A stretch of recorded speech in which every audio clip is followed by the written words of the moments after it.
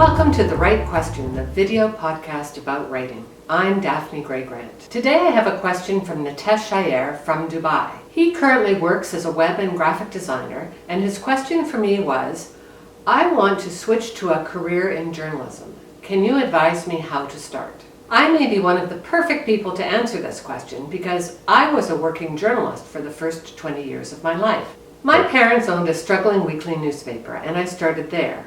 Then I graduated to a then large metropolitan daily newspaper and worked there for about 10 years. I left when I became the mother of triplets, but that's another story. Actually, it was very lucky for me that I left when I did because journalism isn't really a viable career anymore. The large newsroom in which I used to work, 150 people, is now reduced to about 12. Many other newspapers have closed their doors altogether.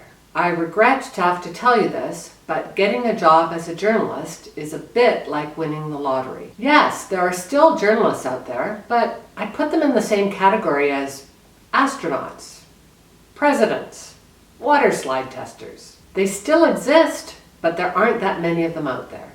Likely, there are a few more jobs in broadcast journalism, radio and TV, but even those jobs are on the decline. Technology is great. It allows someone like me to produce a video podcast because I don't have to spend thousands of dollars on cameras and lighting. This wouldn't have been possible 20 years ago, and I couldn't deliver it without the internet. It's precisely because people expect not just content, but good content for free that there's not much money in being a journalist anymore.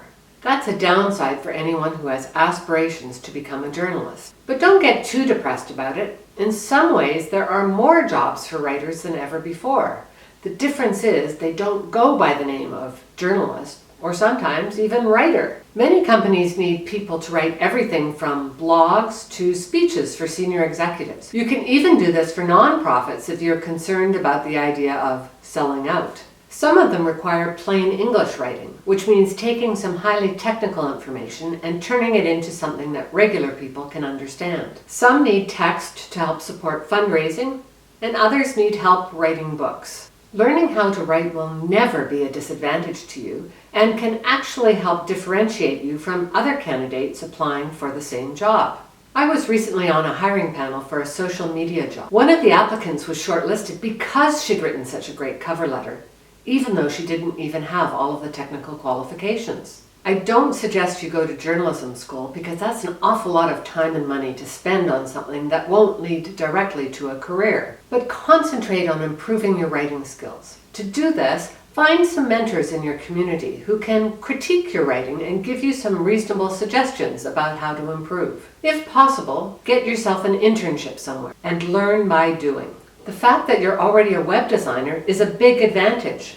This means you can offer your clients one-stop shopping, writing and design. I want to thank Nitesh for his question. If you have a question for me, you can email, tweet, or Skype me. Details in the description.